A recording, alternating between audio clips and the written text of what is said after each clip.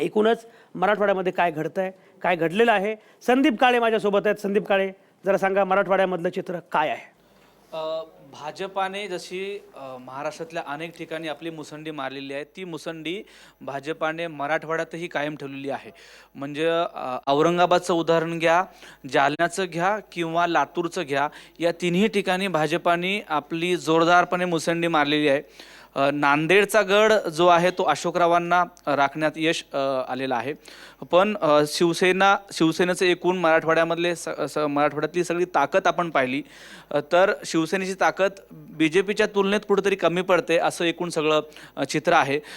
मराठवाड्यातला सगळा एकूण कौल जर बघितला तर Aurangabad BJP, Parbhani NCP, Latur BJP, Jalna BJP, Beed NCP, Nanded Congress, Osmanabad NCP आणि हिंगोली शिवसेना असं एकूण सगळं चित्र आहे. मागच्या सगळ्या एकूण राजकारणाचा किंवा जिल्हा परिषदेचा आपण अभ्यास केला तर एक गोष्ट प्रामुख्याने जाणवते की शिवसेनेचं ताकद जी आहे ती कुठेतरी मराठवाड्यात कमी पडलेली आहे. त्याचबरोबर काँग्रेसचं वर्चस्व ज्या ज्या ठिकाणी होतं ते वर्चस्व आता कुठंतरी कमी पडलेलं आहे असं आपल्याला बघायला मिळते. म्हणजे 3 NCP, 3 BJP, 1 काँग्रेस आणि 1 शिवसेना असं एकूण चित्र आहे. शिवसेनेचा बालेकिल्ला म्हणून ज्या औरंगाबादचा उल्लेख केला जातो तिथं जे भाजपाने मुसंडी मारलेली आहे ती अर्थात लक्षणीय आणि म्हणजे नोंद घेण्यासारखी अशी मुसंडी आहे.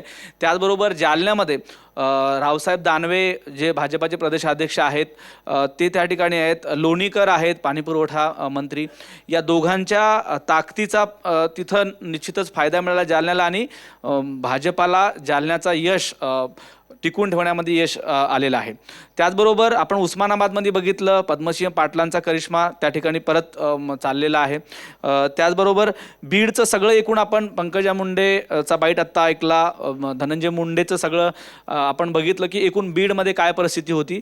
त्याचबरोबर नांदेडमध्ये सुद्धा वेगळी परिस्थिती आपल्याला पाहायला मिळते जे प्रत्येक वेळा होते. म्हणजे नांदेडमध्ये अशोकराव वर्चस बाकी सगळे विरोधक अशी परिस्थिती कायमस्वरूपी आपल्याला पाहायला मिळते.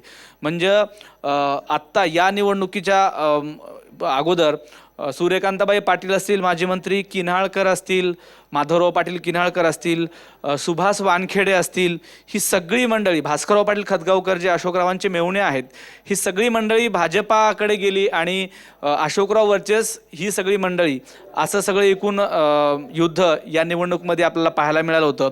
म्हणजे बाजूचा हिंगोली जिल्ह्यामधलं एकूण चित्र पाहिलं आणि नांदेड जिल्ह्यातलं एकूण चित्र पाहिलं तर दोन्ही ठिकाणी राजीव सातव आणि अशोकराव चव्हाण असं एकूण सगळं गणित आपल्याला पाहायला मिळते.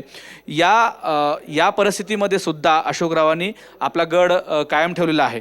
पण अशोकरावांसोबत सूर्यकांताबाईचे निष्ठावंत पदाधिकारी असणारे किंवा त्यांच्यासोबत निष्ठावंत कार्यकर्ते म्हणून ओळखले जाणारे टाकळीकर, मोहन पाटील टाकळीकर यांच्या सुनबाई आणि खतगावकर यांच्या सुनबाई यांच्यात जी लढत होती त्या लढतीमध्ये टाकळीकरांच्या सुनबाईचा पराभव झाला आणि खतगावकरांच्या सुनबाई विजयी झालेल्या आहेत.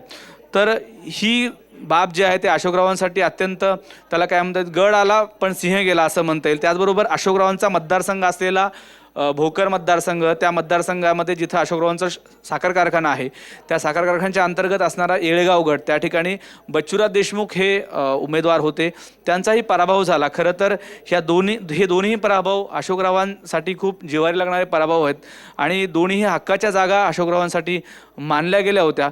पण त्या ठिकाणी अशोकरावांना सपशेल पराभव पत्करावा लागला.